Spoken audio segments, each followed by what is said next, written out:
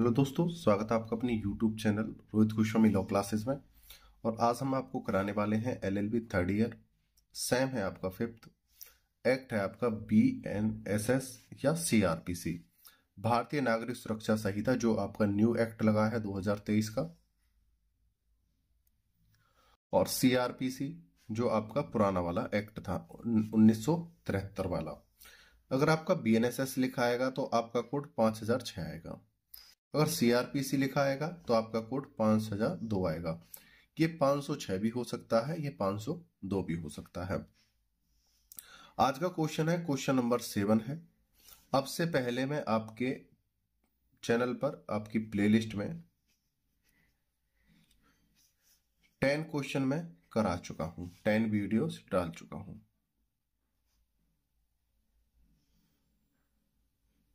ठीक है। अब कहोगे कि सर जब 10 डाल चुके हो तो ये 7 नंबर का कैसा है? तो मैंने उन वीडियोस में आपको बताया था कि मैं आपका 7 नंबर का क्वेश्चन और 11 नंबर का क्वेश्चन एक साथ कराऊंगा, मतलब 2 वीडियो में कंटिन्यू, जिससे आपका रिदम बने। तो अब 7 नंबर का क्वेश्चन है और इसके बाद आपका 11 नंबर का क्वेश्चन आएगा। इससे पहले मैं आपका 8, 9, 10 और 12 करा चुका हूं। ठीक है। आप प्लेलिस्ट देखोगे तो आपको सभी जानकारी वहां प्रोवाइड हो जाएंगी। दूसरी बात, आज का जो क्वेश्चन है ये बहुत ही महत्वपूर्ण है। ये है हमारा समन। ठीक है। यहां से आपके 5, 10 और 20 नंबर में अक्सर क्वेश्चन आते रहते हैं, शॉर्ट, वेरी शॉर्ट और लॉन्ग में भी। ठीक है। दूसरी बात, एक हमने व्हाट्सएप पर एक ग्रुप या चैनल बनाया है, जिससे आप उस चीज समझो, जिस नाम से वो है रोहित। वो चैनल आपका रोहित गोस्वामी लॉ क्लासेस नाम से ही है। जिस नाम से आपका यूट्यूब चैनल है उसी नाम से आपका व्हाट्सएप चैनल है। ठीक है। इस पर आपको लॉ से रिलेटेड आपको notification, update and news provide कराई जाएंगी। आप लॉ से किसी भी सेमेस्टर से, किसी भी स्टेट से हो, अगर आपका सिलेबस मैच करता है तो भी, अगर नहीं करता है तो भी, अगर आप लॉ से रिलेटेड हो, लॉ से अटैचमेंट में हो, तो आपके लिए बहुत ज्यादा जरूरी है, आपको लॉ से ही रिलेटेड चीजें यहाँ पे प्रोवाइड कराई जाएंगी। दूसरी बात, अगर किसी स्टूडेंट को हमारे व्हाट्सएप पीडीएफ नोट्स चाहिए तो हमारे व्हाट्सएप पर इस नंबर पे मैसेज करके आप परचेज कर सकते हो।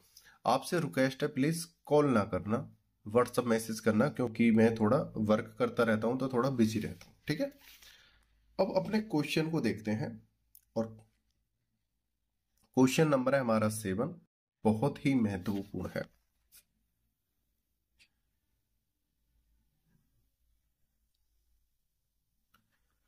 न्यायालय में किसी व्यक्ति को हाजिर होने को विवश करने के लिए कौन कौन से विभिन्न आदेश हैं, विवेचना कीजिए।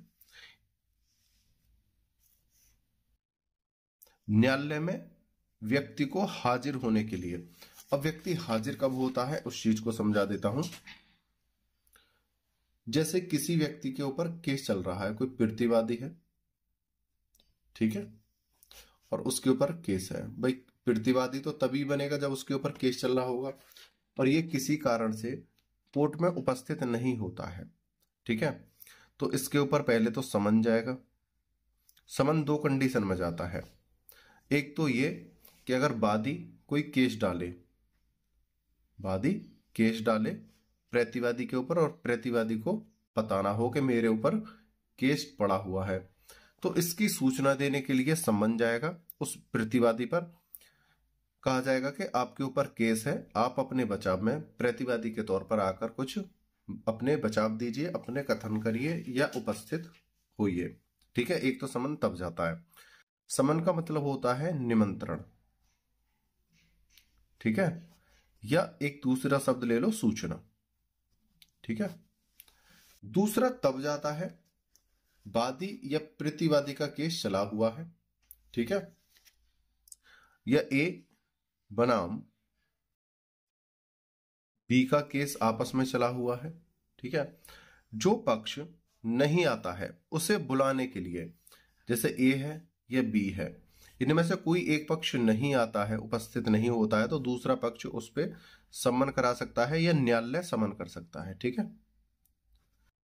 न्यायालय कहेगा कि आपके ऊपर केस चल रहा है और आपको पता भी है, आप उपस्थित नहीं हो रहे हो, आप न्यायालय में आइए और अपनी उपस्थिति दर्ज कराइए। तो दो कारणों से होता है, एक तो केस की सूचना देना, दूसरा केस चल रहा है, अब प्रतिवादी को पता है और वो उपस्थित नहीं हो रहा है अपनी तारीखों पे या न्यायालय में, तब उस पर सम्मन जाएगा और सूचना दी जाएगी। अगर वो सम्मन पर भी हाजिर नहीं होता है तो न्यायालय वारंट कर देगा।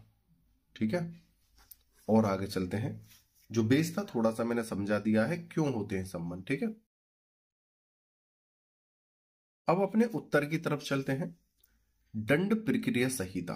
तो दंड प्रक्रिया संहिता की जगह आपको क्या लिखना है, प्रत्येक वीडियो में बताता हूं, फिर बता रहा हूं, भारतीय नागरिक सुरक्षा संहिता, ये आपको लिखना है 2023। यदि आप इतना बड़ा नहीं लिखना चाहते तो आप ऐसे लिख सकते हो, BNSS।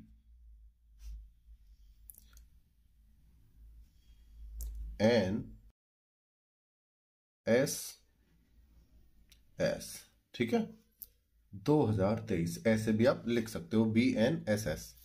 और क्वेश्चन आपका यहां से इस नाम से भी आ सकता है या इस नाम से भी आपका आ सकता है, तो आप कंफ्यूज ना होना, परेशान ना होना। आगे चलते हैं। दंड प्रक्रिया संहिता या BNSS किसी भी व्यक्ति को न्यायालय में हाजिर होने को विवश करने के लिए निम्नलिखित आदेशिकाएं हैं या दे सकता है। ठीक है, न्यायालय किसी व्यक्ति को न्यायाधीश किसी व्यक्ति को न्यायालय में उपस्थित होने के लिए निम्नलिखित आधारों पर उसे न्यायालय में बुला सकता है। वो कौन कौन से आधार है उन्हें देखते हैं। नंबर 1, समन के द्वारा, समन करके उसे बुला सकता है। दूसरा, वारंट के द्वारा उसे आने का निमंत्रण दे सकता है या उसे अरेस्ट करने का आदेश दे सकता है। ठीक है, तीसरा है समनों के बदले वारंट। जहां पर समन किए जा रहे थे लेकिन एक दो बार समन हो गए लेकिन फिर भी वो उपस्थित नहीं हो रहा है, तो फिर उसके ऊपर क्या कर दिया जाएगा, वारंट। वारंट का मतलब होता है कि जहां भी मिले, जैसी स्थिति में हो, उसे उठाओ और कोर्ट के सामने उसे पेश करो। ठीक है,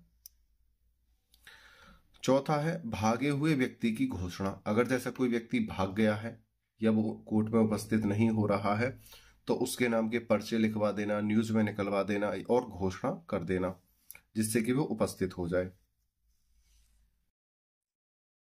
नंबर 5 है कुर्की, संपत्ति की कुर्की। भागे हुए व्यक्ति की, जो न्यायालय में उपस्थित नहीं हो रहा है और वो भाग गया है या उपस्थित होने के लिए मना करता है, तो ऐसे व्यक्ति की संपत्ति जो है उसे कुर्क कर लिया जाएगा, उसे जब्त कर लिया जाएगा। ठीक है, किसके द्वारा, न्यायालय के द्वारा, सरकार के द्वारा। आगे चलते हैं। 6 नंबर का है प्रतिभूतियों सहित या रहित बंधन पत्र। जो बंधन पत्र होते हैं जो उसकी जमानत में दिए गए होते हैं या कोई अन्य बंधन पत्र या प्रतिभूति होते हैं, उनको लाना या उन्हें जब्त करना। आगे चलते हैं।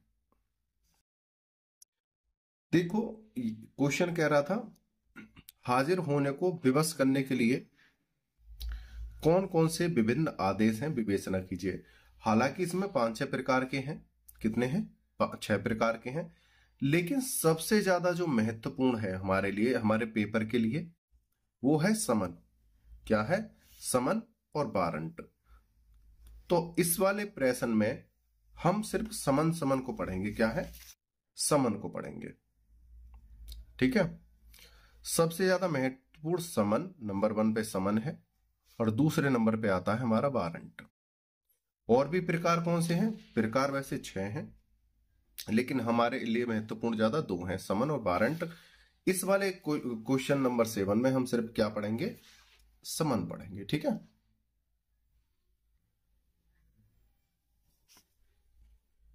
और जो कौन कौन से ज्यादा महत्वपूर्ण है उसके हमने यहां पे नाम शो कर दिए हैं। ठीक है, आगे चलते हैं। समन का प्रारूप धारा 61 के अनुसार, ये जो 61 है ये सीआरपीसी का है और हम BNSS का जो करेंगे, BNSS का वो आपका होगा 63। ठीक है, आगे चलते हैं। समन एक ऐसा आदेश होता है जो किसी व्यक्ति को एक निश्चित तिथि, समय व स्थान पर उपस्थित होने के लिए दिया जाता है। निमंत्रण जब हम किसी व्यक्ति को देते हैं, एक एग्जाम्पल के तौर पर समझो, जब हम किसी को निमंत्रण देते हैं तो निमंत्रण में हम क्या करते हैं भाई, स्थान बताते हैं कि कहां पर आपको निमंत्रण दिया गया है, वहां पे आना है। समय बताया जाता है कि किस समय पे आना है, ठीक है। और तिथि बताते हैं कि किस तिथि को आपको आना है, ठीक है, निमंत्रण में। उसी प्रकार से समन में बताया जाता है भाई, उपस्थित होने के लिए कुछ तो समय, तिथि या स्थान बताया होगा। ये थोड़ी समन आ गया कहां पे उपस्थित होना, ये पता ही नहीं है। जिस प्रकार से हम दावत खाने के लिए किसी मैरिज होम का पता पढ़ते हैं, तिथि देखते हैं, सही है, तो उसी प्रकार से समन के लिए स्थान पता होना चाहिए कि मैरिज होम का नाम क्या है, समय दावत कब होने वाली है हमारी, तिथि किस तारीख को हमारी दावत होने वाली है, ठीक है। तो दावत से देखो कितनी जल्दी याद हो जाएगा, ठीक है। समन यानी कोर्ट का निमंत्रण। अब ये समन को दावत का निमंत्रण मत बोल देना, वो समझाने के लिए एग्जांपल दिया है।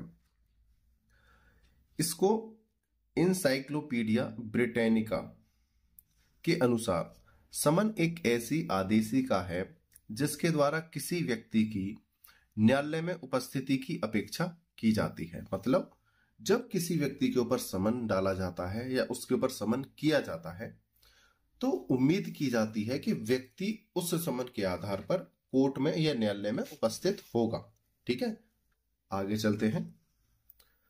समन में निम्नलिखित दो बातों को सम्मिलित किया जाता है। महत्वपूर्ण जो दो बातें हैं उसको, समन का स्थान, समन मतलब उपस्थित कहां पर होना है, सॉरी, समय किस समय पर उपस्थित होना है, किस स्थान पर उपस्थित होना है और किस तारीख को उपस्थित होना है। तीनों ही चीज है, समय, स्थान और तिथि। दूसरा, अपराध की प्रकृति। अब जब हम जिस व्यक्ति को समन कर रहे हैं, या तो उसके ऊपर केस चल रहा हो, जैसा मैंने स्टार्टिंग में बताया है, दो प्रकृति होती है, या तो उसके ऊपर किसी ने केस डाला हो, ठीक है, तो उसे सूचना देने के लिए कि भाई आपके ऊपर केस पड़ा है, आपके ऊपर समन किया जा रहा है, आप अपने बचाव में आकर यहां कुछ कह सकते हो, ठीक है। क्या आपको उपस्थित ही होना पड़ेगा, या तो बचाव में कह सकते हो या आपको उपस्थित होना पड़ेगा। एक तो ये सूचना होती है। दूसरा होता है ए या बी पक्ष में से कोई भी पक्ष हो सकता है और केस आपस में चल रहा है और उनमें से जैसे कोई पक्ष उपस्थित नहीं हो रहा है तो न्यायालय उन्हें सम्मन के द्वारा बुला सकता है। अगर सम्मन पर भी वो नहीं आ रहे हैं तो वो वारंट कर सकता है, ठीक है। जब हम उसके ऊपर समन करेंगे तो उस समन में लिखा जाएगा कि आपको किस कारण से न्यायालय में बुलाया जा रहा है, ठीक है। जैसा कि हम जब किसी मैरिज होम में दावत के लिए जाते हैं तो वहां पर लिखते हैं कि किसी के लड़का हुआ है उसकी दावत है, किसी का जन्मदिन है उसकी दावत है, लड़के की शादी है या लड़की की शादी है, या कोई अम्मा या बाबा गुजर गए हैं उनकी दावत है। तो उस प्रकार से वहां ब्यौरा दिया हुआ होता है। उसी प्रकार से आदमी फिर उसी हिसाब से बंठन के उसी प्रकार के गिफ्ट लेकर वहां पहुंचता है, ठीक है। तो इसी प्रकार से अपराध की प्रकृति, तो जब समन जाता है तो समन के ऊपर लिखा हुआ होता है कि आपको इस जुर्म में, इस अपराध में, इस धारा में आपको कोर्ट के अंदर बुलाया गया है। तो वो उसी हिसाब से तैयार होके, पॉकेट में पैसे रख के, उसी प्रकार से वकील करके, सबूत गवाह लेके उपस्थित होने की पेशकश करता है, ठीक है। आगे करता है।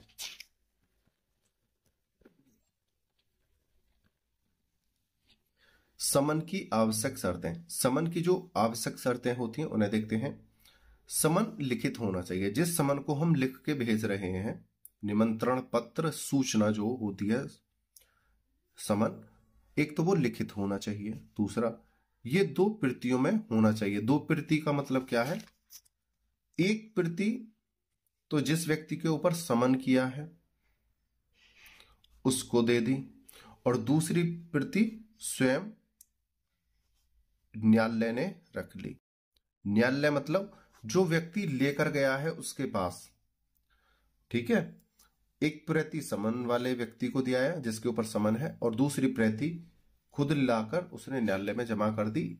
ठीक है, आगे चलते हैं, जिससे कि याद रहे हमने किस किस व्यक्ति को समन दिया है और किस अपराध में दिया है। ठीक है, हो सकता है वो खो दे किसी कारण से, तो न्यायालय एक अपने पास रखेगा। आगे चलते हैं, ये हस्ताक्षर रहित होना चाहिए, मतलब इस पे हस्ताक्षर होने चाहिए।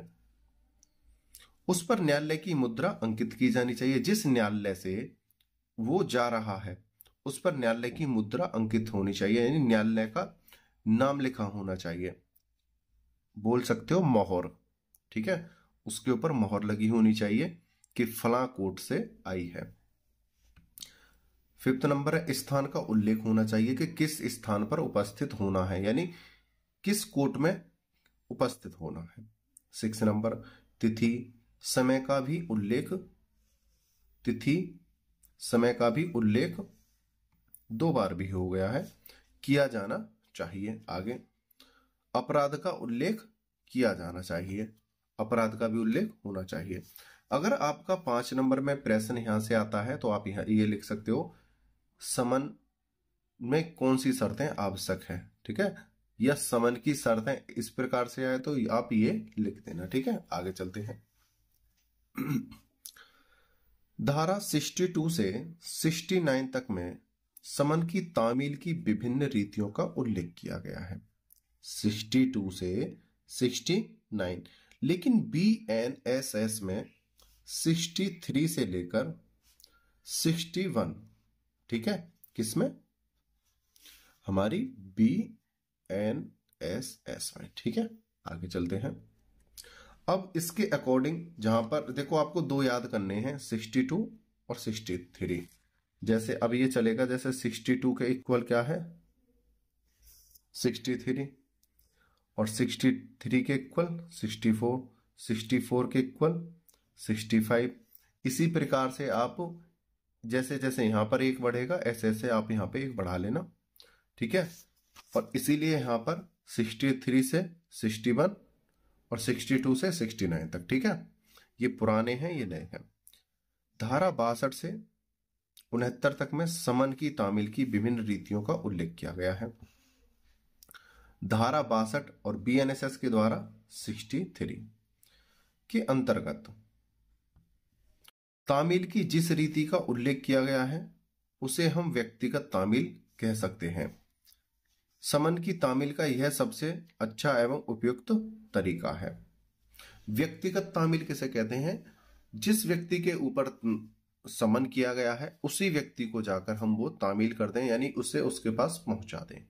ठीक है, आगे चलते हैं। तामील जिसके द्वारा कराई जाएगी उपधारा 1 के अनुसार। तामील कौन कर सकता है, मतलब समन कौन कौन व्यक्ति कर सकता है ये और देखो। ठीक है, नंबर 1, किसी पुलिस अधिकारी द्वारा, पुलिस अधिकारी किसी के ऊपर सम्मन भेज सकता है। आगे चलते हैं। दूसरा, राज्य सरकार द्वारा बनाए गए नियमों के अधीन रहते हुए, जो राज्य सरकार ने नियम बनाए हैं उनका पालन करते हुए समन जारी करने वाले न्यायालय के किसी अधिकारी द्वारा, यानी न्यायालय के अधिकारी द्वारा। और ये क्या कौन होता है, न्यायालय का न्यायाधीश, जज। ठीक है, जज के द्वारा सम्मन किए जा सकते हैं। और ये क्यों कर सकते हैं, क्योंकि इनके पास राज्य की विधि का अधिकार है, राज्य की विधि के द्वारा अधिकार है। आगे चलते हैं। 3rd नंबर का पॉइंट है, अन्य किसी लोक सेवक द्वारा कराई जा सकती है। लोक सेवक किसे कहते हैं, जो प्रशासनिक अधिकारी होता है।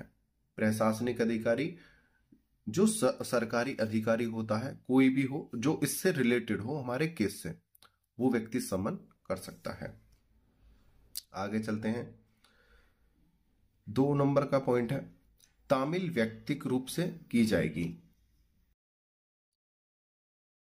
उपधारा 2 के अनुसार। जहां ऐसा साध्य हो, समन की तामील उस व्यक्ति पर जिसके नाम पर जारी किया गया है उसकी एक प्रति देकर व्यक्तिक रूप से में की जाएगी। मतलब यहां पर बोला है कि हम तामील उसी व्यक्ति के ऊपर करेंगे जिसके ऊपर समन भेजा गया है, तामील की गई है, और उस तामील को तब सर्वोपरि माना जाएगा, तब हुआ माना जाएगा जब जिसके नाम पर तामील है उसी व्यक्ति को मिल जाए। देखो समझा देता हूं। जैसे डी नाम के व्यक्ति के ऊपर समन आया, ठीक है, डी के ऊपर समन आया, और जब समन लेकर कोई पुलिस का कोई व्यक्ति गया, भाई पुलिस ही लेके जाती है समन, जब समन पुलिस लेके गई तो उस डी व्यक्ति को ही वो समन मिल गया, ठीक है, मौके पर वही मिल गया और उसके हस्ताक्षर ले लिए। आगे चलते हैं। जहां ऐसा साध्य हो जहां समन की तामील उस व्यक्ति पर जिसके नाम पर जारी किया गया है उसकी एक प्रति देकर व्यक्तिक रूप में की जाएगी। और दूसरी बात, जैसा कि बोला था, समन की 2 प्रति होती हैं, एक प्रति उस व्यक्ति को दे दी जाएगी, किसको, डी को, और एक प्रति पर अब उसके हस्ताक्षर कराकर न्यायालय में जमा करा दिया जाएगा कि भाई वो व्यक्ति मिल गया है, एक प्रति उसे दे दी है और एक प्रति पर हम हस्ताक्षर करा कर ले आए हैं और ये न्यायालय में जमा कर दिया है। ठीक है, आगे चलते हैं।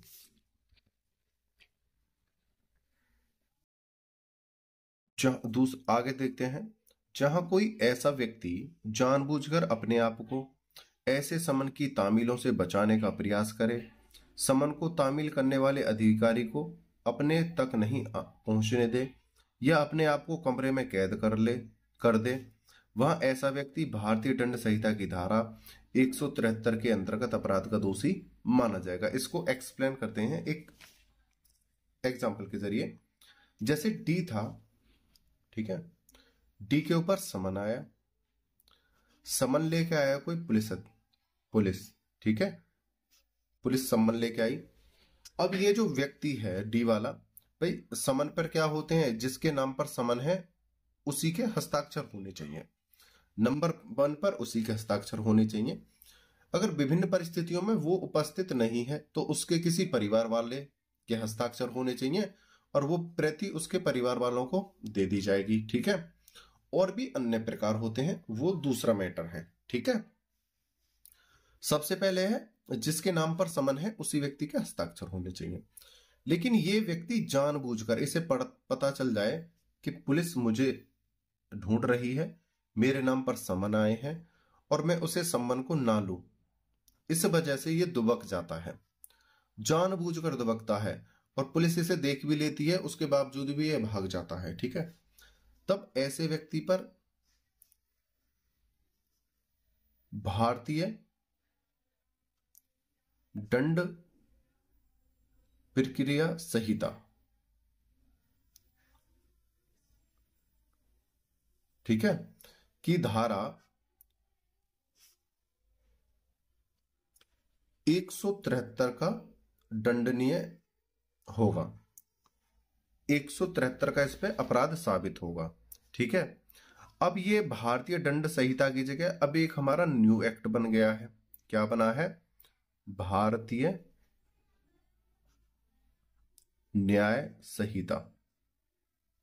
भारतीय दंड संहिता की जगह पहले था ये आईपीसी, ठीक है, अब ये बदल गया है, अब भारतीय न्याय संहिता इसका नाम हो गया है। तो अब इसकी जगह अब हम क्या करेंगे, इसकी जो धारा बनेगी वो बनेगी 207, आर्टिकल 207। ठीक है, और पहले इसको बोलते थे आईपीसी और अब इसे बोलेंगे बीएनएस, भारतीय नागरिक संहिता, सॉरी भारतीय न्याय संहिता, भारतीय न्याय संहिता। ठीक है, और ये भी 2023 में आई है। ठीक है, इस चीज को भी याद कर लेना। 173 की जगह क्या है, 207, ये वाला।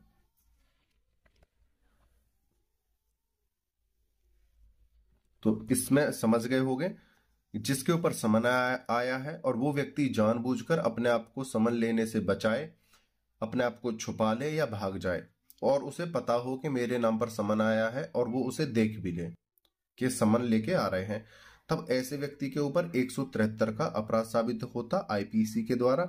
लेकिन अब आईपीसी हमारे को चेंज कर दी गई है, तो अब बीएनएसएस लगी है, सॉरी BNS, एक तो नाम ही इनके मिलते जुलते हैं तो वो ही निकलते हैं। तो अब कौन सी लगी है? BNS लगी है। तो अब BNS के द्वारा क्या है? 207। आगे चलते हैं। थर्ड नंबर का पॉइंट है, समन की दूसरी प्रति पर हस्ताक्षर किए जाएंगे उपधारा 3 के अनुसार।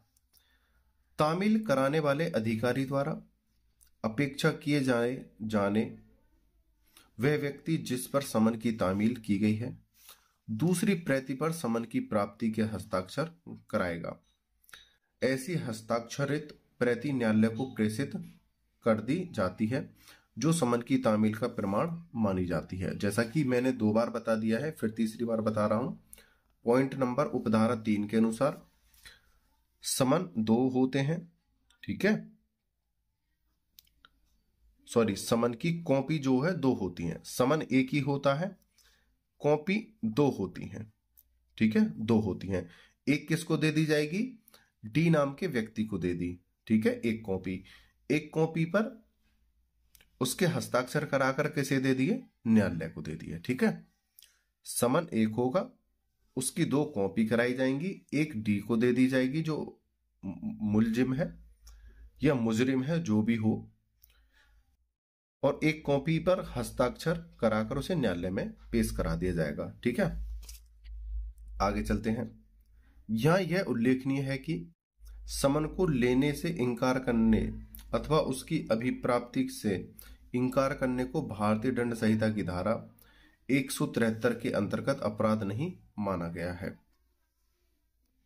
देखो, इस चीज को पढ़ना ध्यान से। यहां पर बोला है जिस व्यक्ति के ऊपर समन हम लेके जा रहे हैं वो व्यक्ति उपस्थित हो गया है और मिल गया है, ठीक है, लेकिन वो लेने से इंकार कर देता है, ठीक है, तो उस पर 173 यानी IPC और BNS की धारा 207 के अंतर्गत उसे दोषी नहीं माना जाएगा, अपराधी नहीं माना जाएगा। अब कहोगे कि सर अभी 1-2 मिनट पहले आपने बोला है कि 173 के द्वारा अपराधी माना जाएगा, अब कह रहे हो 173 के द्वारा अपराधी नहीं माना जाएगा। इसको समझते हैं, ठीक है। नंबर 1 पर डी है। डी के पास पुलिस अधिकारी समन लेके आया है, ठीक है, पुलिस समन लेके आई है, लेकिन ये समन इसे पता चल जाती है कि पुलिस आई है समन लेकर, और ये नहीं लेना चाहता है, भाग जाता है। क्या करता है? भाग जाता है, यह छुपता है, यह अपने आप को कहीं दुबका लेता है, कैद कर लेता है, ठीक है। इस परिस्थिति में इसमें BNS की धारा 207 का दोष होगा कि यह जानबूझकर भागा है। दूसरी कंडीशन क्या है? डी के पास पुलिस आती है समन लेकर, ठीक है, और यह समन लेने से इंकार कर देता है, लेकिन भागता नहीं है, लेने से इंकार कर देता है कि मुझे समन नहीं चाहिए, ठीक है। आप इंकार भी कर सकते हो, ये आपको एक प्रावधान दिया गया होता है कि मुझे समन नहीं चाहिए, ठीक है, लेकिन ये भागा नहीं, तो इस पर IPC की जो BNS की जो धारा है 207 का अपराध नहीं बनेगा। ये भागा नहीं है, और यहां पर क्या है? भाग गया है, ठीक है। इसी को देखो दोबारा। यहां यह उल्लेखनीय है कि समन को लेने से इंकार करने अथवा उसकी अभिप्राप्ति से इंकार करने, ठीक है, और यहां पर क्या था? जहां कोई ऐसा व्यक्ति जानबूझकर अपने आप को ऐसे समन की तामील से बचाने का प्रयास करे, ठीक है, समन को तामील करने वाले अधिकारी को अपने तक नहीं पहुंचने दे, अपने आप को कमरे में कैद कर दे, वहां ऐसा व्यक्ति भारतीय दंड संहिता की धारा 173 और BNS की धारा 207 के द्वारा अपराधी है। यानी कि वो सामने नहीं आना चाहता, जानबूझकर अपने आप को दुबका रहा है, ठीक है। लेकिन यहां पे क्या है? वो उपस्थित हो जाता है लेकिन लेने से इंकार कर देता है, तो उस पर 173 का अपराध नहीं बनेगा, 207 का अपराध नहीं बनेगा। आगे चलते हैं। उम्मीद करता हूं दोनों पॉइंट समझ में आए होंगे। तामील के संबंध में ध्यान रखने योग्य महत्वपूर्ण बातें। जब तामील की जाती है तो उसके लिए कुछ महत्वपूर्ण बातें होती हैं, उनको देखते हैं। नंबर 1, समन की तामील अत्यंत सावधानी एवं सतर्कता से की या कराई जानी चाहिए। किसी साक्षी को मौखिक सूचना दे देना मात्र पर्याप्त नहीं होगा। यहां पर बोला है जो हम तामील करते हैं, जो समन करते हैं, समन की जो तामील होती है वो बड़ी ही सावधानी पूर्वक, देखो समन की तामील कब होती है, जिसके ऊपर समन गया है वो व्यक्ति मिल जाए। ठीक है, तो मानते हैं कि हमारा जो संदेश था, जो समन था, उसके पास पहुंच गया है, तामील हो गई है, आपस में दोनों मिल गए हैं, ले जाने वाला और जिसके ऊपर गया है वो तामील। तो यहां पर बोला है जो तामील है बड़ी सावधानी पूर्वक की जानी चाहिए। जो आपके कागज, जो आप समन का जो कागज लेके गए हो उस पर हस्ताक्षर होने चाहिए। हस्ताक्षर होने के बाद न्यायालय में सावधानी से पेश किया जाना चाहिए। एक जिम्मेदारी वाला कार्य है। आप मात्र मौखिक रूप से यह नहीं कह सकते हो कि मैं कागज भूल आया हूं लेकिन आपके ऊपर समन है। ठीक है, तो वो ऐसे नहीं चलेगा। ठीक है, किसी साक्षी को मौखिक सूचना दे देना मात्र पर्याप्त नहीं होगा। ठीक है, आगे चलते हैं। समन की तामील सिविल न्यायालय के चुनिंदा व्यक्ति द्वारा कराया जाना वर्जित है।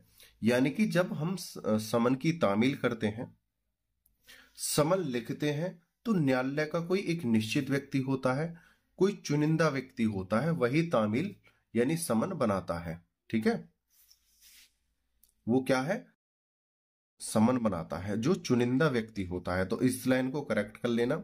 समन की तामील सिविल न्यायालय के चुनिंदा व्यक्ति द्वारा कराया जाना वर्जित है। ये नहीं है कि कोई भी न्यायालय का व्यक्ति आए और उस समन को कर दे, है ना, नहीं, ऐसा नहीं है। तामील यानी कि जो समन क्लियर हो जाता है उसको ऐड कर ले, ऐसा नहीं है, उसके लिए कोई चुनिंदा व्यक्ति ही होता है। 3rd नंबर का पॉइंट,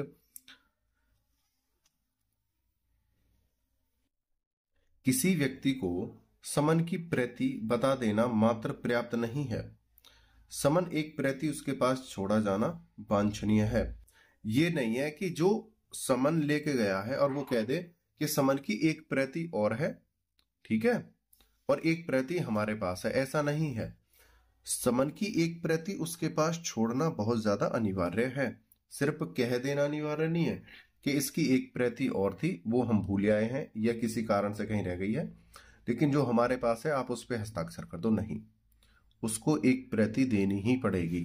ठीक है, आगे चलते हैं। 4th नंबर का पॉइंट है, आपराधिक मामलों में समन की तामील अधिवक्ता पर कराया जाना उचित नहीं है। ठीक है, आपराधिक जो मामले होते हैं तो उसमें अधिवक्ता तामील नहीं कर सकते। आगे चलते हैं। निगमित निकायों और सोसाइटियों पर समन की तामील, जो निगमित निकाय होते हैं और सोसाइटी होती हैं उन पर भी तामील, समन की तामील की जाती है। धारा 63 की जगह आपको क्या करना है, धारा 64 करना है। धारा 63 की जगह 65 करना है यहाँ पे। ठीक है, BNS का 65 करना है। ठीक है, धारा 65 में निगमित निकायों एवं सोसाइटियों पर समन की तामील की प्रक्रिया का उल्लेख किया गया है। वो कैसे हैं वो देखते हैं। यह धारा स्वयं किसी समवाय यानी कंपनी के विरुद्ध समन जारी करने एवं उसकी तामील को नहीं रोकती है। ये जो धारा है ये नहीं है कि किसी निगमित निकाय, निगमित निकाय का मतलब होता है जो कंपनियां होती हैं, संस्थाएं होती हैं जो कार्यरत हैं, उस पर हम सम्मान करते हैं। कंपनी पे सम्मान करने का मतलब है कंपनी के मालिक पर, या जो उसका जिसके वो अधिकार में है उस पर सम्मान जाता है। ठीक है, तो यहां पर है यह धारा स्वयं किसी समवाय यानी कंपनी के विरुद्ध समन जारी करने एवं उसकी तामील को नहीं रोकती है। इसके अनुसार जब कोई समन किसी निगमित निकाय अथवा समिति के नाम जारी किया जाए तो उसकी तामील निगम के सचिव, स्थानीय प्रबंधक या अन्य प्रधान अधिकारी पर की जा सकेगी। इस बात को आपको समझा देता हूं।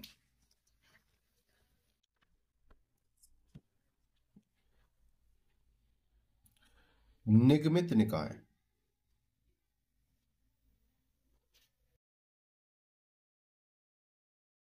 ठीक है, या सोसाइटी। इसमें देखो एक एग्जाम्पल के तौर पर समझते हैं, जैसे कोई स्कूल है, ठीक है, स्कूल का कोई भी नाम रहा होगा एक्स वाई जेड। देखो हमें ना अपनी लॉ के अंदर एग्जाम्पल के तौर पर कभी किसी का नाम मत लिख देना, ठीक है। तो हमें क्या करना है, एक्स वाई जेड लिखना है। आप सोचो कि अपने आसपास के किसी स्कूल का नाम लिख दो या हमें कोई स्कूल का नाम याद आ जाए, ऐसा नहीं। वहां पर कै खे गे नाम हो तो नहीं, एक्स वाई जेड ऐसे लिखना है, ठीक है। इसके ऊपर भी एक केस है, एक व्यक्ति ने ऐसे ही कोई एग्जाम्पल लेकर अपने न्यूज में छाप दिया, ठीक है। इसकी कहानी अब मैं तुम्हें बताई देता हूं।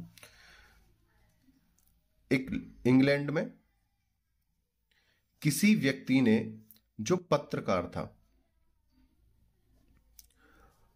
अचानक से ही अपने मन में एक नाम लिया और नाम लेने के बाद एक स्थान अपने मन से ही ले लिया। नाम, स्थान, ठीक है, और उसने एक लगभग उम्र यानी युवा उसने लिख दी थी। और उसके ऊपर एक क्या कर दिया, एक जोक छाप दिया, ठीक है, ऐसे लिख, उसका नाम, स्थान और युवा बताकर एक जोक छाप दिया। और उसे पता नहीं थी पत्रकार को, उसने क्या है सब चीजें तुक्के से करी। ये जो है इंग्लैंड में एक व्यक्ति के नाम से जाकर बिल्कुल सटीक बैठ गई। उसका नाम भी सटीक बैठा, स्थान भी सटीक बैठा, और उसकी जो उम्र उसने वहां पर बताई थी वो उम्र भी सही बैठी। तो जिसकी ये उम्र वहां पर सटीक बैठी थी उसने वहां पर मानहानि का दावा कर दिया। किसके ऊपर, पत्रकार के ऊपर, कि देखो इसने मेरा नाम, स्थान, यानी कि अब ये तो दूसरी चीज है, इसने मेरे नाम से जोक छापा है और इससे मेरी मानहानि हुई है। पत्रकार ने बोला कि सर ये तो मैंने अचानक ही तुक्के से सब चीजें की हैं, मुझे नहीं पता था कि इस व्यक्ति के ऊपर ये चीजें सटीक बैठ जाएंगी।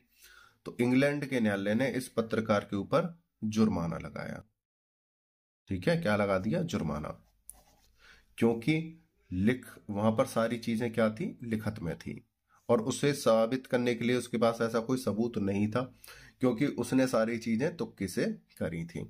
तो उसे मानहानि के तौर पर जुर्माना देना पड़ा था। तो इसलिए हम यहां पर किसी का नाम ऐड नहीं करेंगे। इसके ऊपर एक प्रॉपर केस है, समय मिलेगा तो आपको उस केस का पूरा बायोडाटा आपको प्रोवाइड कराया जाएगा, ठीक है। कहानी बड़ी ही मजेदार है वो वाली, लेकिन मैंने आपको इसको भी बता दिया है क्यों हम किसी का नाम नहीं लिखेंगे। तो अब यहां बात करते हैं स्कूल। कोई स्कूल है एक्स वाई जेड, किसी एक्स वाई जेड नाम का स्कूल है, और इस स्कूल के ऊपर एक समन आया। तो अब स्कूल पे समन आया का मतलब ये थोड़ी है स्कूल चलकर कोर्ट जाएगा, नहीं। स्कूल का जो प्रधानाचार्य होगा, ठीक है, या इसका कोई अध्यक्ष होगा, ठीक है, या इसका कोई मालिक होगा, ये समन उसके ऊपर गया है, ना कि स्कूल के ऊपर। इसी प्रकार से कोई संस्था है, संस्था के नाम से समन गया है, तो संस्था में तो बहुत सारे लोग होते हैं, तो वो बहुत सारे लोग थोड़ी चल के जाएंगे, या कि संस्था के भवन का नाम उस भवन के नाम से आया है तो भवन चल के नहीं जाएगा। लेकिन जो उसका अधिकारी है यानी या जो मालिक है, ये समन उसके नाम पर है। उम्मीद करता हूं समझ में चीज आई होंगी। जब कोई समन किसी निगमित निकाय, इसी प्रकार से हम कंपनी यानी निगमित निकाय कंपनी ले लेंगे। जब कोई समन किसी निगमित निकाय अथवा समिति के नाम जारी किया जाए तो उसकी तामील कौन करेगा, निगम के सचिव यानी कि जो उसका सचिव बना हुआ हो वो करेगा, स्थानीय प्रबंधक जो उसका प्रबंधक हो वो करेगा, या अन्य प्रधान अधिकारी पर की जा सकेगी जो उसका अधिकारी होगा, ठीक है। उम्मीद करता हूं चीज आपको अच्छे से समझ में आई होंगी। आगे चलते हैं। ऐसे समन की तामील निगम के भारत में, तो यहां पे मैं को कट करेंगे। ऐसे समन की तामील निगम के भारत के मुख्य अधिकारी के पते से रजिस्ट्रीकृत डाक द्वारा भेजे गए पत्र द्वारा भी की जा सकती है। ऐसी दशा में तामील हुई तब मानी जाएगी जब डाक के साधारण रूप से वह पत्र पहुंचता है। देखो, कोई एक कंपनी है या कोई निगम है और वो थोड़ा उस न्यायालय से दूरी पर है, तो समन भेजने के तरीके दो होते हैं। कैसे, बता देता हूं। जैसे ये राज्य है यूपी, ठीक है, और ये है हमारा हरियाणा, पास पास है दोनों। यूपी का कोई अपराधी है, क्या है, अपराधी, ठीक है, और इस पर क्या है, समन है। लेकिन ये भागकर हरियाणा चला गया है, ठीक है, कौन, अपराधी। और पुलिस को या न्यायालय को इत्तला हो जाती है या इसके पता चल जाती है कि किस स्थान पर यह रह रहा है, या हो सकता है ये यूपी से हरियाणा इसने निवास स्थान कर लिया हो सकता है ये हरियाणा का व्यक्ति हो, इसने यूपी में आकर अपराध किया और यूपी में इस पे अपराध चल रहा है और ये है हरियाणा का ही, हरियाणा में है। तो उस समय क्या है, तो यूपी का जो न्यायालय है पुलिस के जरिए से हरियाणा के न्यायालय में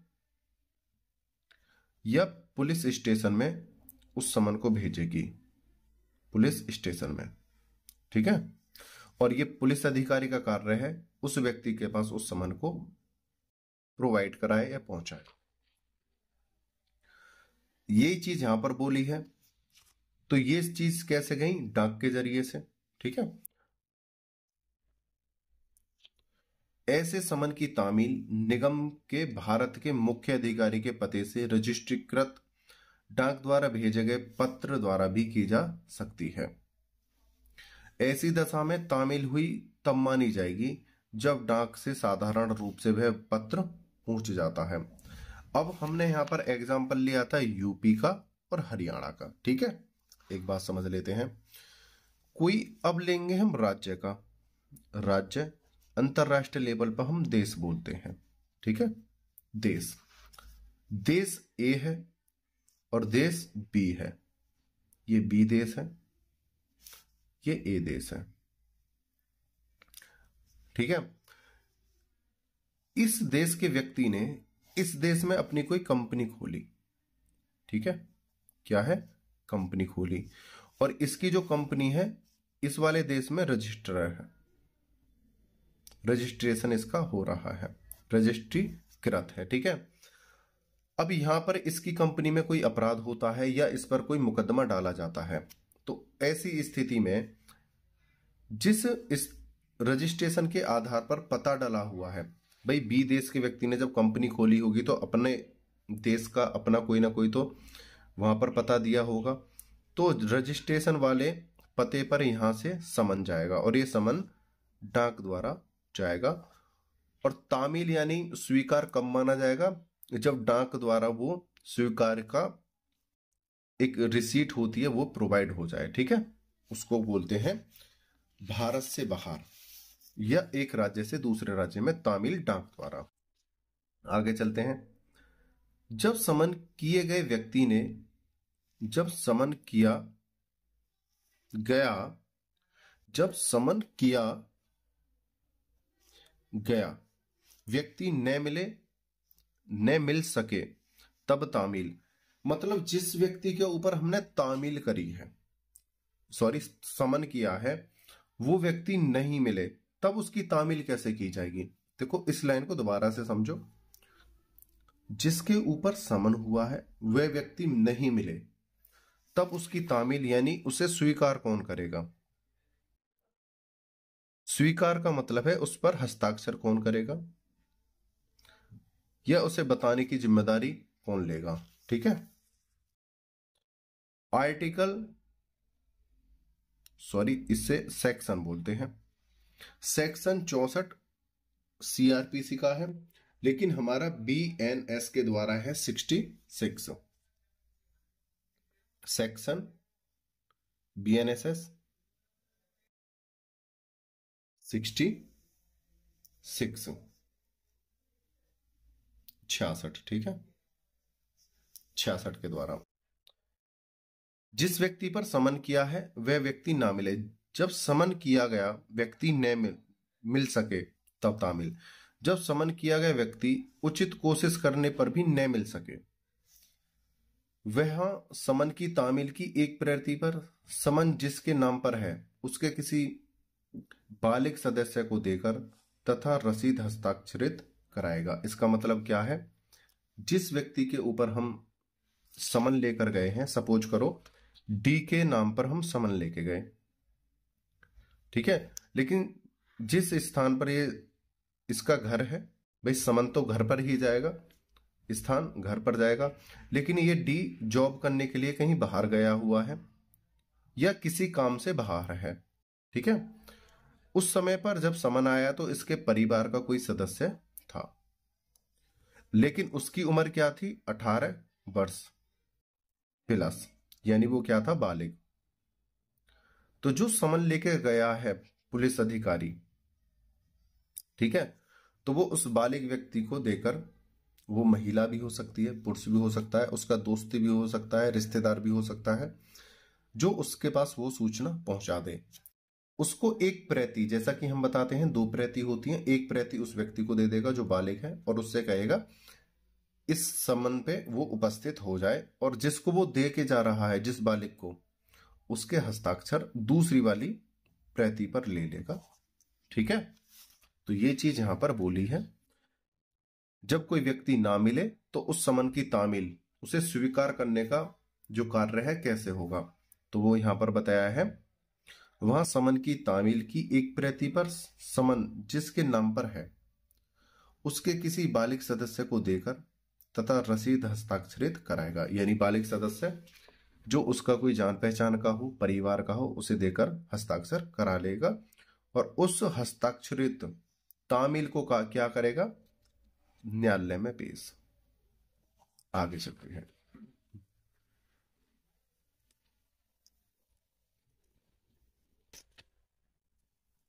जैसा कि हमने देखा था स्टार्टिंग में, जो समन का जो मामला है वो हमारे आर्टिकल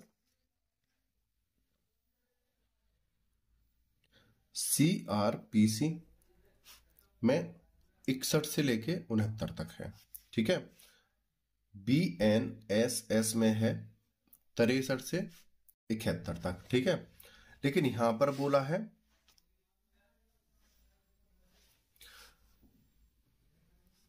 62, 63 और 64। BNSS में क्या है, 64, 65 और 66। इसमें जो प्रक्रियाएं थी कौन कौन सी, उन्हें दिखा देता हूं आपको।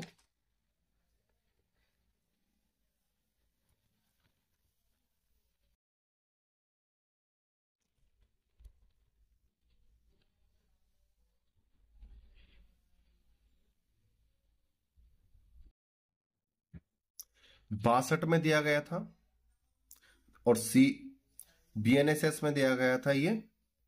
यहां पर बाई मिस्टेक देखो, ये जो न्यू एक्स सेक्शन है कभी कभी इसे भूल जाते हैं, ठीक है। ये यहां पर आपको 64 करना है, 62 की जगह 64। अब इसे देखो, 64 में क्या था, अब हम न्यू और पुराने दोनों देख रहे हैं। पुराना 62 के अनुसार और न्यू 64 के अनुसार। इसमें क्या था, तामील जिसके द्वारा कराई जाएगी। तामील कौन कौन करा सकता है, यानी कौन कौन कर सकता है, करा नहीं सकता। तामील कौन कौन कर सकता है, पुलिस अधिकारी कर सकता है,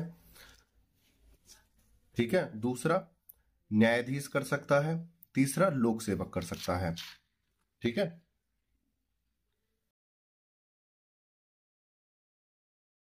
PNSS की धारा 64 के अनुसार तामील कौन कर सकता है, पुलिस अधिकारी कर सकता था, न्यायाधीश कर सकता था, लोक सेवक कर सकता था, ठीक है। इसकी प्रक्रिया भी पूरी हो गई, ठीक है। तीसरे में क्या है,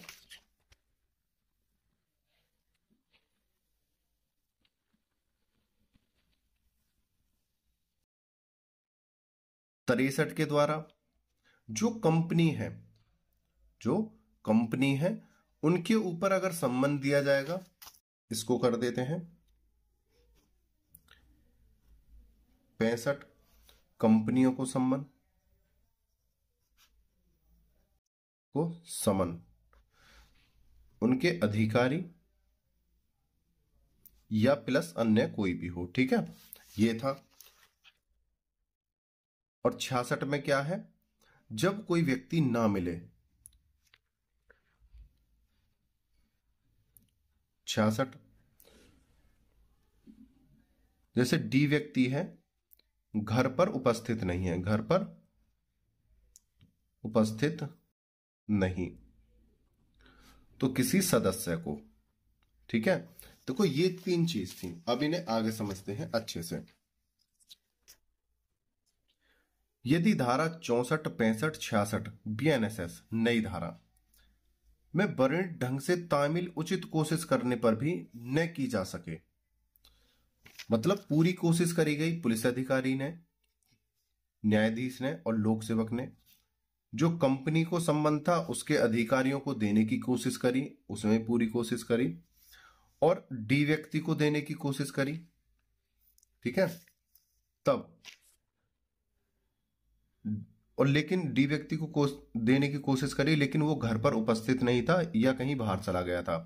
तो इस 66 में प्रावधान क्या था, अगर ये डी ना मिले तो इसके किसी सदस्य को दे देना, लेकिन ये भी उपस्थित ना हो उस समय घर पे या ना मिले। तब इन तीनों प्रक्रियाओं को करने का जो अधिकार था, ये तीनों करने की कोशिश की। ठीक है, तीनों को करने की कोशिश की, लेकिन इनमें से ना मिले, तब समन कैसे दिया जाएगा। ठीक है, उसे देखते हैं। अधिकारी समन की 2 प्रतियों में से एक को उस घर या निवास स्थान पर जिसमें समन किया गया व्यक्ति मामूली तौर पर निवास करता है,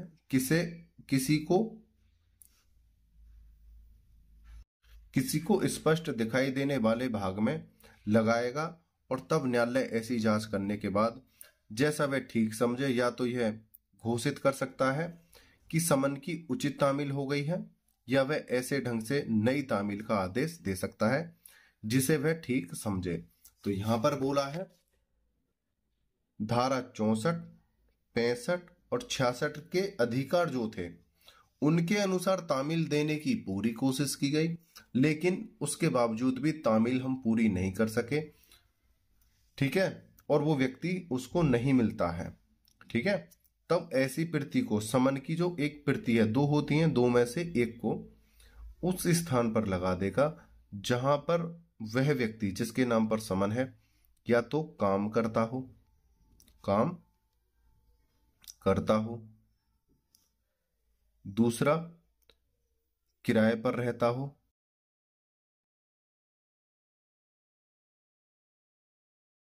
ठीक है, तीसरा जहां उस व्यक्ति को देखा हो, देखने वाले स्थान पर। ठीक है, देखने वाले स्थान पर या उसके घर पर। ऐसा इसलिए किया जाता है कि जब इस नाम का व्यक्ति अपने काम पर जाए तो उसे देख ले, किराए के घर पर जाए तो उसे देख ले, जहां पर वो घूमता फिरता है, जैसे कोई बता देता है कि इस स्थान पर वो ज्यादा आता है तो ऐसे स्थान पर लगा दिया जाए, या उसके घर के बाहर लगा दिया जाए। मतलब एक प्रकार की सूचना, जिससे कि उसे सूचना मिल जाए कि मेरे ऊपर समन है। इस प्रकार से एक प्रति लगा दी जाएगी इनमें से कहीं एक स्थान पर। ठीक है, और इसका जो है जांच कौन करेगा, जो अधिक पुलिस जो लेके आई है वो जांच कहां से करेगी, जो ऐसा बताएगा कि सर वो व्यक्ति यहां पर काम करता है, हमने देखा है, या सर वो व्यक्ति वहां पर किराए पर रहता है, या सर हमने उस व्यक्ति को इधर आते हुए जाते ज्यादा देखा है, या ये उसका घर है, तो उसके हस्ताक्षर ले लेगा और न्यायालय में जाकर बोलेगा। उसके बावजूद भी वो तामील नहीं होती है तो न्यायालय एक नई प्रक्रिया के आधार पर समन करने का आदेश दे सकता है। आगे चलते हैं। सरकारी सेवक यानी कर्मचारी पर समन की तामील। धारा 66, तो 66 की जगह हमें क्या करना है 68, ठीक है, नई धारा के अनुसार। जहां समन किया गया व्यक्ति सरकार की सक्रिय सेवा में है तो न्यायालय ऐसे समन की 2 प्रतियां उस कार्यालय के प्रधान को भेजेगा जिसके अधीनस्थ वह व्यक्ति कार्य कर रहा है। ऐसी प्रतियां मिलने पर वह प्रधान उस व्यक्ति पर धारा 62 में विनिर्दिष्ट रीति के समन की तामील कराएगा एवं उसकी एक प्रति न्यायालय को लौटा देगा। ऐसी तामील हस्ताक्षर एवं पृष्ठांकन करके की जाएगी। ठीक है, अब 62 की जगह तो पहले हम 64 याद कर लेते हैं दूसरा। अब इसका हम अर्थ बता देते हैं। कोई व्यक्ति डी है, हम डी का ही एग्जांपल ले रहे हैं। डी है, डी किसी पुलिस में है या फौज में है, ठीक है, या किसी संस्था में काम कर रहा है। वो सरकारी भी हो सकती है, प्राइवेट भी हो सकती है, या किसी सरकारी पद पर है, किसी सरकारी पद पर है। अब उसके ऊपर समन किया जाता है। ठीक है, समन उस जहां पर वो पुलिस में है वह पुलिस अधिकारी को, जहां पर वो पुलिस में है उस पुलिस अधिकारी को, जहां पर वो फौज में है फौज के अधिकारी को दे सकते हैं उस समन को। किसी संस्था में काम करता है तो संस्था का जो अध्यक्ष है उसको उस समन को दे सकते हैं, या जहां पर सरकारी पद पर है और वहां का कोई उच्च अधिकारी है तो वहां पर उस समन को दे सकते हैं। और यहां पर पुलिस अधिकारी या फौजी अधिकारी को के द्वारा या संस्था के अध्यक्ष द्वारा सरकारी पद का जो अधिकारी है उसके द्वारा हस्ताक्षर कराए जा सकते हैं।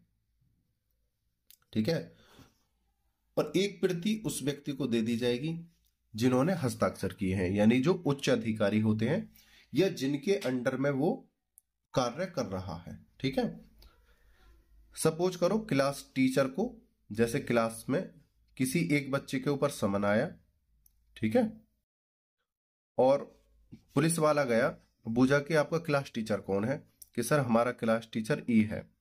तो किसी एक स्टूडेंट के नाम पर, जैसे डी है, डी एक स्टूडेंट था, तो वो कह दे कि आपके डी स्टूडेंट के नाम पर समन है और वो टीचर को पकड़ा दे कि आप इस समन को अपने स्टूडेंट को दे देना, और फिलहाल वो काम के सिलसिले से या पढ़ाई के सिलसिले से आपने कहीं बाहर भेज रखा है। ठीक है, तो ई जो है टीचर बोलेगा कि हाँ लाओ इस समन को मुझे दे दो, और ई के हस्ताक्षर उस दूसरी प्रति पर ले लिए जाएंगे।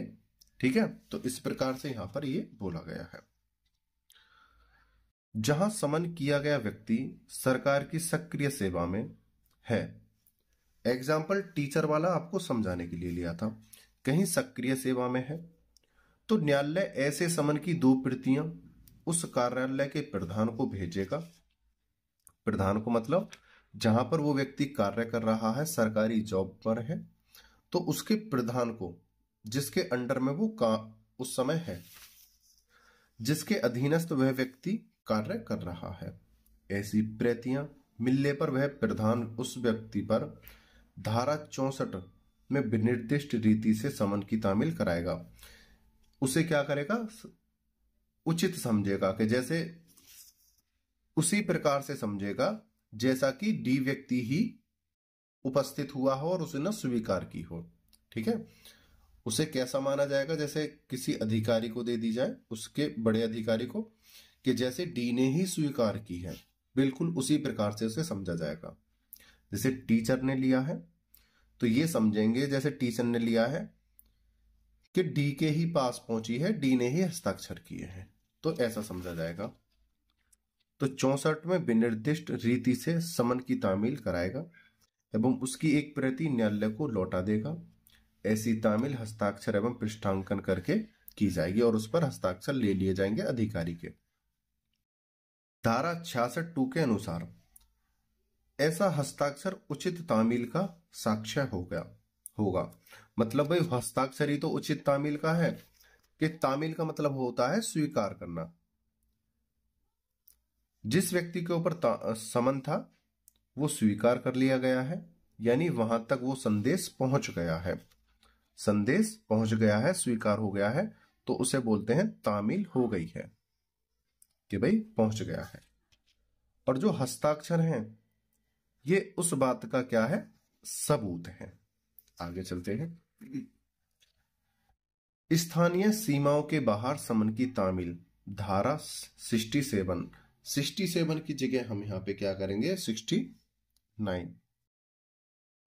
जब कोई न्यायालय अपनी स्थानीय सीमा के बाहर रहने वाले व्यक्ति पर समन तामील करना चाहता है तो वह समन को दो प्रतियों में उस मजिस्ट्रेट को भेज देगा जिसके क्षेत्राधिकार में समन किया गया रहता है। जैसा कि मैंने थोड़ी देर पहले आपको एक एग्जांपल बताया था यूपी और हरियाणा वाला। जैसे कोई व्यक्ति डी नाम का व्यक्ति था, ये इसका जो निवास स्थान था वो था हरियाणा, ठीक है, लेकिन ये अपराध यूपी में आके करता है। यूपी में आके करता है तो यूपी की जो न्यायालय है, यूपी का जो न्यायालय है, इसके ऊपर जब समन जारी करेगा, या तो ये उपस्थित ना हो रहा हो या इसके ऊपर केस डाला गया हो, तो इस समन को हरियाणा के न्यायालय में पहुंचाएगा, न्यायालय मजिस्ट्रेट को, कि आपके राज्य के एक व्यक्ति ने यूपी में आकर अपराध किया है, या तो वो केस में आकर उपस्थित नहीं हो रहा हो, अपनी तारीख पर उपस्थित नहीं हो रहा है, या ये कहें कि उसके ऊपर एक नया केस डला है, आप उस पे ये समन पहुंचा दो। तो हरियाणा राज्य का जो मजिस्ट्रेट है ये उसका अधिकार है। समन की प्रति जब यहां से इस मजिस्ट्रेट के पास जाएगी तो ये मजिस्ट्रेट उस समन को उस व्यक्ति तक पहुंचाएगा, ठीक है। ये यहां पर बोला गया है। या हो सकता है यूपी का ही व्यक्ति है, यूपी में इसने अपराध किया, लेकिन कुछ समय के बाद इसने हरियाणा का निवास स्थान ले लिया, तो ये समन दो प्रकार से भेज सकती है। या तो डी के परिजन या कोई जान पहचान वाला यूपी में रह रहा हो वहां पर भेज दे, ठीक है। अगर वहां पर इसका कोई भी व्यक्ति नहीं रहता है, कोई भी जान पहचान का नहीं रहता है, तब ऐसा समन हरियाणा के मजिस्ट्रेट को भेजेगा, ठीक है। आप इतने समझदार हो, इस चीजों को अच्छे से समझ गए होंगे। आगे चलते हैं। यही चीज यहां पर बोली गई है 69 में। ऐसे मामलों में और जब तामील करने वाला अधिकारी उपस्थित न हो तब तामील का सबूत धारा 68 की जगह हम यहां पे क्या करेंगे 70, और ये 70 किसका है, BNSS का। धारा 68 यानी 70 के अनुसार जब न्यायालय द्वारा जारी किए गए समन की तामील उसके स्थानीय क्षेत्राधिकार के बाहर की गई है, तब और ऐसे किसी मामले में जिसमें वह अधिकारी जिसने समन की तामील की है मामले की सुनवाई के समय हाजिर नहीं है, मजिस्ट्रेट के सामने किया गया तात्पर्य यह शपथ पत्र की ऐसे समन की तामील हो गई और समन की दूसरी प्रतिलिपि जिसका उस व्यक्ति द्वारा जिसको समन दिया या भेजा गया था या जिसके पास वह छोड़ा गया था, धारा 62 और 64 में बड़े ढंग से पृष्ठांकन होना समझा जाएगा, साक्ष्य में स्वीकार होगा, और जब उस तक उसके प्रतिकूल सिद्ध न किया जाए उसमें किए गए कथन सही माने जाएंगे। इसका अर्थ अच्छे से समझेंगे। जैसा कि अभी मैंने बताया था, जैसे यूपी है और हरियाणा है, ठीक है। अपराध डी ने यूपी के क्षेत्राधिकार में क्या है, यूपी के न्यायालय के क्षेत्राधिकार में, यूपी का कोई न्यायालय है, ठीक है, और उस न्यायालय के क्षेत्राधिकार में अपराध किया है किसने, डी ने, ठीक है। और ये डी व्यक्ति कहां का है, डी का निवास स्थान है हरियाणा, ठीक है। अब ये न्यायालय का क्षेत्र अधिकार है भाई यूपी, लेकिन इससे बाहर का कोई व्यक्ति है, ये डी कहाँ का, हरियाणा का है, तो यूपी के न्यायालय के क्षेत्र अधिकार में तो है नहीं। इन्होंने इसके पास समन भेजा और समन इसके मजिस्ट्रेट ने, जिसको भेजा गया था, उसने उसे स्वीकार कर लिया। ठीक है, लेकिन जो डेट थी, जिस डेट पर इसको स्वीकार होना था, किसको, डी को, ये मजिस्ट्रेट उस तक नहीं पहुंचा पाया या विलंब हो गया। ठीक है, या कोई अन्य कारण था, और डेट के दिन पर यह डी को यहां पर उपस्थित होना था। तो यहां पर जो ये वाला न्यायालय है ये समझेगा कि जो दूसरी प्रतिलिपि पर इन्होंने जो हस्ताक्षर किए थे, किसने, अधिकारी ने, मजिस्ट्रेट ने, उसको स्वीकार माना जाएगा। अगर नहीं आया है तो उसे दोबारा से भेजने का प्रयास कौन करेगा, मजिस्ट्रेट। ठीक है, या तो ये पहुंच नहीं पाया हो मजिस्ट्रेट, या कोई अन्य कारण हो, तो न्यायालय और उसे थोड़ा समय देगा। ठीक है, या मजिस्ट्रेट ने भेज दिया है, या कोई अधिकारी है उसने उस पर हस्ताक्षर कर दिए हैं और वो तारीख के समय पर उपस्थित नहीं होता है, तो उसे थोड़ा समय रुकने के लिए जो मांगा है उसके लिए छूट दे दी जाएगी। दोबारा से पढ़ो। जब न्यायालय द्वारा जारी किए गए समन की तामील, समन की तामील उसके स्थानीय क्षेत्राधिकार के बाहर की गई है। यूपी के समन की तामील, तामील कब होती है, जब उसको कोई स्वीकार कर लेता है। स्वीकार कब होता है, हस्ताक्षर द्वारा। इसके क्षेत्र के बाहर की समन की तामील दूसरे ने कर ली है तब, और ऐसे किसी मामले में जिसमें वह अधिकारी जिसने समन की तामील की है, पहले तो क्षेत्र अधिकार से बाहर है, दूसरा जिस क्षेत्र में भेजा है अपने क्षेत्र से बाहर, उसने उसे स्वीकार कर लिया है, मामले की सुनवाई के समय हाजिर नहीं है, ये वाला। ठीक है, हाजिर नहीं है, मजिस्ट्रेट के सामने किया गया तात्पर्यचेत, यह शपथ पत्र की ऐसे समन की तामील हो गई और समन की दूसरी प्रतिलिपि जिसका उस व्यक्ति द्वारा जिसको समन दिया या भेजा गया था या जिसके पास वह छोड़ा गया था, धारा 62 की जगह 64 कर लेना और 64 की जगह 66 में बड़े ढंग से पृष्ठांकन होना समझा जाएगा। ठीक है, जैसा कि जब हम किसी पुलिस अधिकारी को दे देते हैं, फौज अधिकारी को दे देते हैं, संस्था के अधिकारी को दे देते हैं, या किसी सरकारी पद के अधिकारी को दे देते हैं, और ये उसे क्या कर लेते हैं, स्वीकार करके हस्ताक्षर उस पर कर देते हैं। और ये भाई ये तो उपस्थित होंगे नहीं वहां पर जाकर अधिकारी, और इनका कोई महत्वपूर्ण काम चल रहा हो, या कोई ट्रेनिंग चल रही हो, या कोई राष्ट्रीय हित के काम में लगा हो, या कोई अन्य कारण से ये उपस्थित नहीं होते हैं। तो जो हस्ताक्षर अधिकारियों ने किए हैं, ठीक है, उसको ऐसा माना जाएगा कि वो उपस्थित हुआ है और उसे थोड़ा समय चाहिए। ठीक है, साक्ष्य में स्वीकार होगा और जब तक उसके प्रतिकूल सिद्ध न किया जाए उसमें दिए गए कथन सही माने जाएंगे। ठीक है, जब तक उस पर निर्णय नहीं आ जाता है और वो किसी कारण से उपस्थित नहीं होता है तो कोई दिक्कत नहीं होती है, क्योंकि यहाँ के मुख्य अधिकारियों ने वहां पर हस्ताक्षर किए हैं कि ऐसा व्यक्ति हमारे पास है, आप पहले इसके केस में कोई निर्णय कर लो, अगर जो भी आपका निर्णय होगा उस समय पे इसे उपस्थित कर देंगे, तब तक इस पर अगर कोई केस चल रहा है तो चलाइए। बात अगर गवाही ववाही की आती है तो उसके लिए समय और मांग लिया जाएगा कि थोड़ा समय और रुक जाओ। ठीक है, आगे चलते हैं। धारा 68(2) के अनुसार 68 की जगह हमें क्या लिखना है, 70।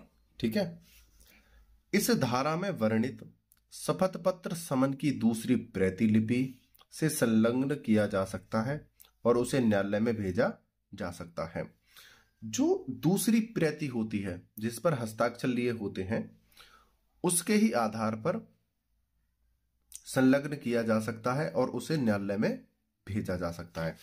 हालांकि जिस व्यक्ति के नाम पर, जैसे डी व्यक्ति के नाम पर समन था, वो मिला नहीं था, और यहाँ पर इनके जो अध्यक्ष थे कोई भी हो सकता है, पुलिस, फौज, संस्था, सरकारी पद का कोई व्यक्ति हो, और उन्होंने हस्ताक्षर किए हैं, तो जो दूसरी प्रतिलिपि थी स्वीकार करके हस्ताक्षर किए थे, उसे न्यायालय में स्वीकार किया जाएगा और जमा कर दिया जाएगा। ठीक है, उम्मीद करता हूं यह समन वाला क्वेश्चन आपको समझ में आया होगा। समझाने का पूरा प्रयास किया गया है। अगर कहीं से कोई त्रुटि अब भी रहती है तो उसके लिए क्षमा प्रार्थी हूं। जैसा कि मैंने स्टार्टिंग में बताया था, यहां पर न्यायालय में किस व्यक्ति को हाजिर होने को विवश करने के लिए कौन कौन से विभिन्न आदेश हैं, विवेचना कीजिए। वो 6 प्रकार के हैं, लेकिन सबसे ज्यादा जो महत्वपूर्ण है वो समन है और वारंट है। तो इस प्रश्न में हमने समन को कराया है। उम्मीद करता हूं यह क्वेश्चन आपको अच्छे से समझ में आया होगा। आपने वीडियो को अंत तक देखा है, मुझे अच्छे से सुना है, उसके लिए धन्यवाद। एक बात और बता देता हूं 1 मिनट के अंदर, जिन बच्चों ने पीडीएफ लिए हैं उनका क्वेश्चन है कि सर आप 5005 के पीडीएफ हमें क्यों नहीं दे रहे हो। ठीक है, तो आपको मैं बता दूं, जो आपके 4 एक्ट हैं स्टार्टिंग के 1 से लेके 4 तक के, कुछ क्वेश्चन तो आपके यहीं से आएंगे, कुछ क्वेश्चन मैं आपके रेडी कर रहा हूं। ठीक है, और ये जो क्वेश्चन है आपके बहुत ही महत्वपूर्ण होंगे, तो इसको इसलिए आप थोड़ा सब्र करो, मैं अच्छे से इनको तैयार कर रहा हूं। ठीक है, तो आप 1 या 2 दिन में उनको मैं आपको प्रोवाइड करा दूंगा, आप उनसे स्टडी आराम से कर लेना। आपने वीडियो को अंत तक देखा, मुझे अच्छे से सुना, उसके लिए धन्यवाद। टेक केयर, बाय बाय, जय हिंद, जय भारत।